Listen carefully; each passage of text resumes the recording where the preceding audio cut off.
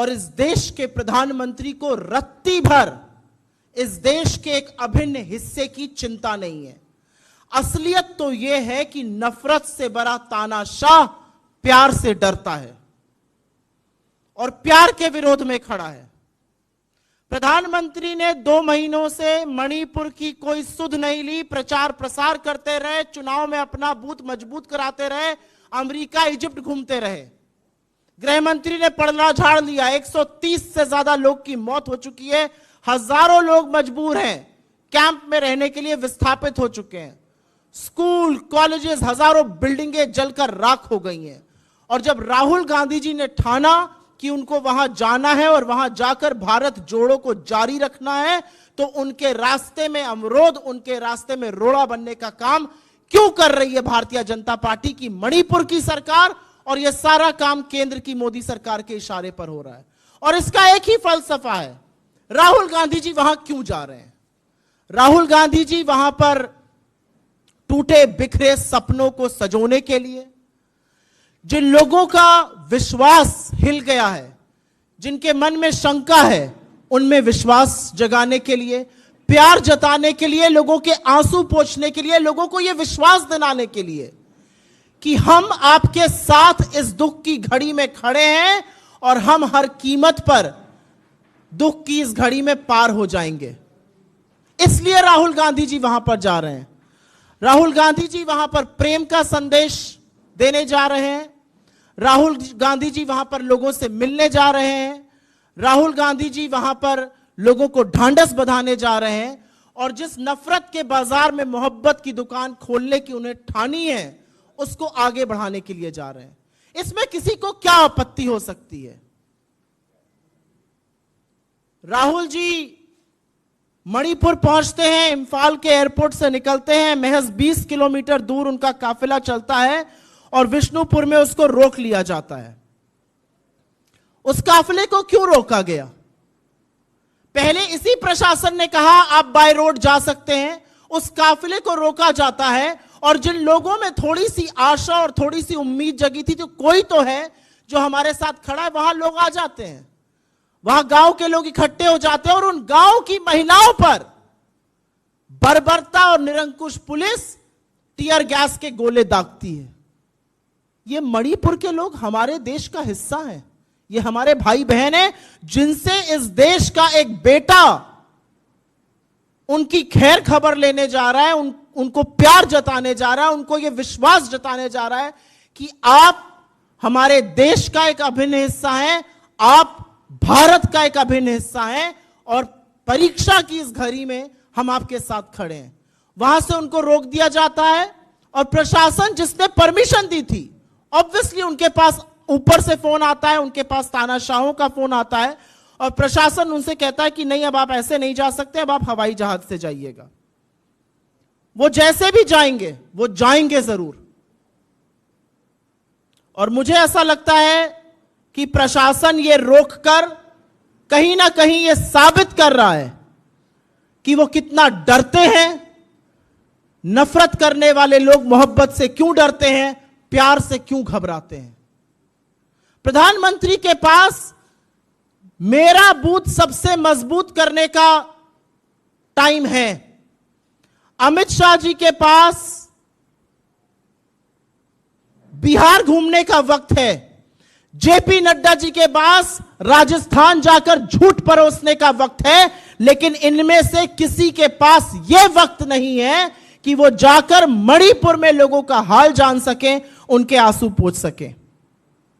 ऐसा क्यों है? और इस बात का जवाब तो मिलना चाहिए कि ऐसा क्यों हो रहा है। ऐसा इसलिए हो रहा है क्योंकि तानाशाह घबराता है। तानाशाह को लगता है अगर भारत जुड़ गया और भारत जोड़ने पर यह आदमी आमादा है, तो कहीं ना कहीं मेरी जो नफरत और डर के बूते पर बनाई हुई इमारत है वो ध्वस्त हो जाएगी, और वो ऑलरेडी ध्वस्त होना शुरू हो गई है। तो हम जितनी भर्त्सना करें इसकी कम है।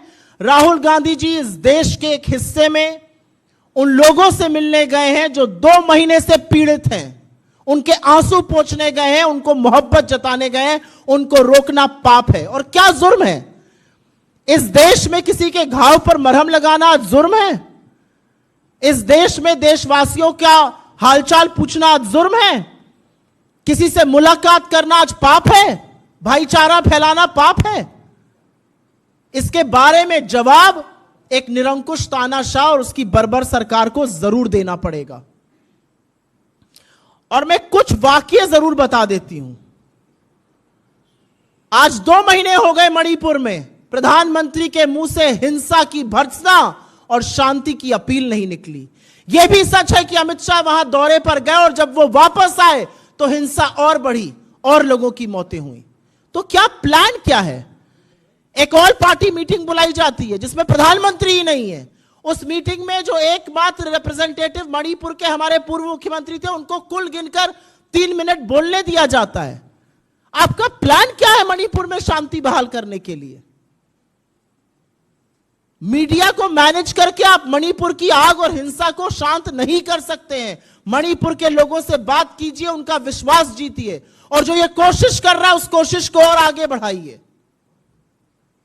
और मैं ये इसलिए कहना चाहती हूं क्योंकि कांग्रेस हर बार जब इस देश पर संकट आया है, जब इस देश पर दिक्कतें आई हैं, तो खड़ी हुई है। चाहे वो महात्मा गांधी हो जो नोआखली पहुंच गए थे अपनी जान की बाजी लगाकर और हिंसा को शांत करके अमन चैन बहाल कर ही उन्होंने बात मानी थी, या चाहे वो नेहरू हो जिन्होंने यही दिल्ली में समस्या हुई और वो खुद मैदान में उतर गए, या इंदिरा जी हो जो बेलछी खुद पहुंच गए, और या आज राहुल जी हो जो खुद पहुंच गए हैं और चाहते हैं कि यह हिंसा रुक जाए, क्योंकि हिंसा की लेश मात्र एक सभ्य समाज में जगह नहीं है। लेकिन उनको रोका जा रहा है। रोकना हिंसा को है, बचाना लोगों को है। रोका राहुल गांधी को जा रहा। और यह पहला वाकया नहीं है।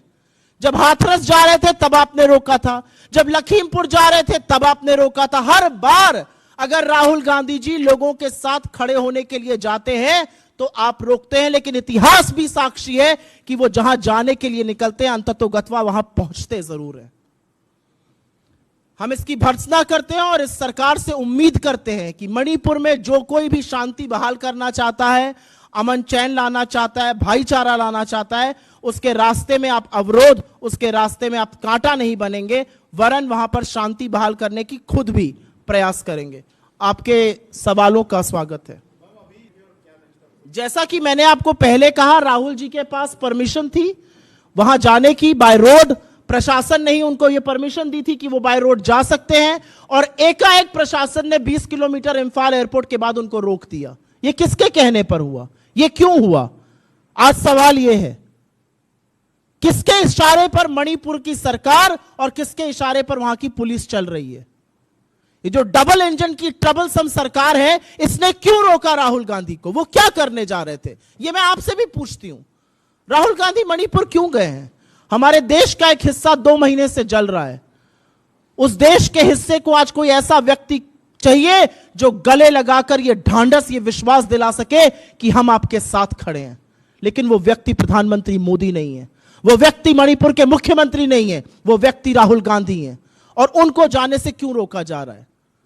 तो राहुल गांधी जी जाने का बिल्कुल प्रयास करेंगे, प्रयासरत है, चाहे हवाई जहाज से जाना पड़े, चाहे चॉपर से जाना पड़े। हमारा अगला कोर्स ऑफ एक्शन मणिपुर जाकर वहां के लोगों से मिलने को राहुल गांधी प्रतिबद्ध हैं, और मोदी जी की निरंकुश बर्बर पुलिस उनको रोक नहीं सकती है। शांति बहाल करने से माहौल खराब होता है, शर्म आनी चाहिए भारतीय जनता पार्टी को। और जो बददिमाग लोग ऐसी बात बोल भी रहे हैं भारतीय जनता पार्टी में, उनसे पूछना चाहिए 130 लोगों की मौत का जिम्मेदार कौन है? एक शांति की अपील प्रधानमंत्री ने नहीं करी है। आप इस 140 करोड़ भारत के चुने हुए प्रधानमंत्री हैं। कहां है आपकी नैतिकता? कहां है आपकी मर्यादा? कहां आपको मणिपुर में रहकर लोगों के घाव पर मरहम लगाना चाहिए, उनके मर्म को सहलाना चाहिए? और कहां आप ये कह रहे हैं कि माहौल बिगाड़ने जा रहे हैं? तो क्या गांधी ने नोआखली में जाके माहौल बिगाड़ा था? क्या नेहरू ने दिल्ली में माहौल बिगाड़ा था? क्या इंदिरा जी ने बेलछी जाके जब 11 दलितों की हत्या, नरसंहार हो गया था तो माहौल बिगाड़ा था? जी नहीं। सार्वजनिक जीवन के लोग हर उस व्यक्ति के साथ खड़े हुए पाए जाने चाहिए जो दुख में हो, जो तकलीफ में हो, जिसके ऊपर पुलिस और प्रशासन का अत्याचार चल रहा हो, जो हिंसा में हो। हिंसा खत्म करने की और शांति बहाल करने की अपील कर रहे हैं राहुल गांधी। वो अपने मणिपुर के भाइयों और बहनों से मिलना चाहते हैं और उनको ये ढांढस दिलाना चाहते हैं कि ये देश आपके साथ खड़ा हुआ है। ये ढांढस दुर्भाग्यपूर्ण इस देश के चुने हुए प्रधानमंत्री